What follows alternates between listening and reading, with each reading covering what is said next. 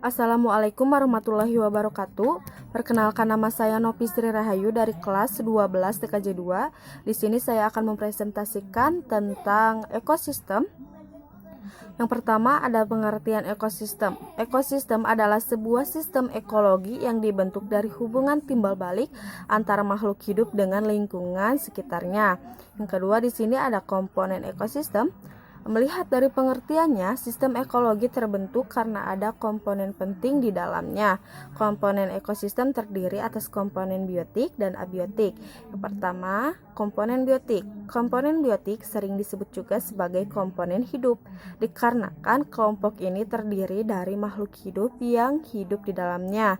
Nah, masing-masing dan saling berhubungan satu dengan lainnya. Berdasarkan peran dan fungsinya, komponen biotik terbagi menjadi 3. Yang pertama ada produsen. Produsen adalah organisme yang bisa membuat senyawa organik dari bahan anorganik untuk dijadikan sebagai makanan.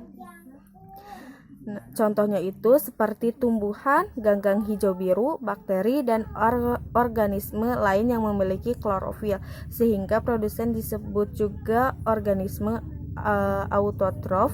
Yang kedua ada konsumen. Nah, konsumen ini kebalikan dari produsen. Kelompok ini tidak bisa menghasilkan makanan sendiri dan membutuhkan peran produsen. Berdasarkan jenis makanannya, konsumen dibagi menjadi 3 kelompok. Yang pertama ada karnivora atau pemakan daging, kedua herbivora atau pemakan tumbuhan, ketiga omnivora atau pemakan segala. Konsumen ini disebut juga sebagai organisme heterotrof.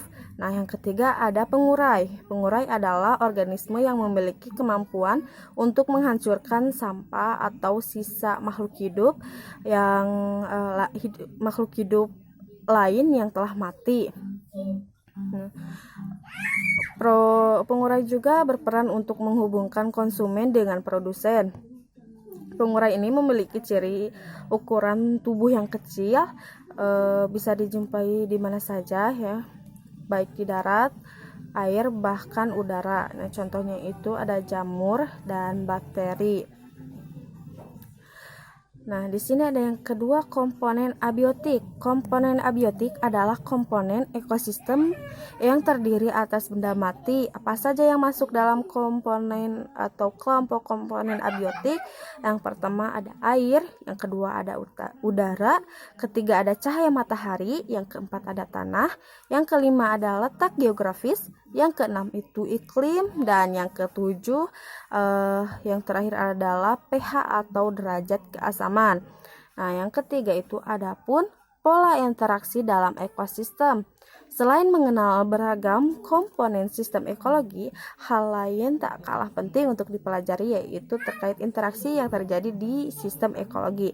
Pola interaksi tersebut terbagi menjadi yang pertama, arus energi dan daur materi. Arus energi dan daur materi bisa diartikan sebagai suatu proses perpindahan energi dan materi dari satu komponen ekosistem ke komponen lain. Yang kedua ada rantai makanan dan jaring-jaring makanan.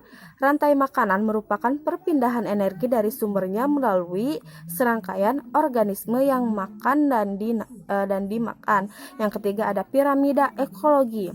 Piramida ekologi adalah diagram yang menunjukkan jumlah relatif makhluk hidup dalam rantai atau jaring-jaring makanan. Yang keempat ada daur biogeokimia. Daur biogeokimia adalah proses penggunaan dan pelepasan unsur anorganik yang esensial dengan melibatkan peristiwa biologi, geologis, dan kimia. Daur biogeokimia terbagi menjadi 5 macam, yaitu ada daur air, daur karbon, daur nitrogen, daur fosfor, dan daur sulfur. Nah, yang keempat ada contoh ekosistem. Ekosistem di muka bumi sebenarnya sangat banyak. Nah, saya akan memberikan 2 contoh ekosistem. Yang pertama ini ada ekosistem di sawah. Nah, menurut penjelasan di buku Ilmu Pengetahuan Alam, ekosistem sawah adalah sistem ekologi buatan manusia dengan tujuan untuk memenuhi kebutuhan pangan tumbuhan yang tumbuh di tempat tersebut sebagian besar dimanfaatkan sebagai produk pangan seperti padi.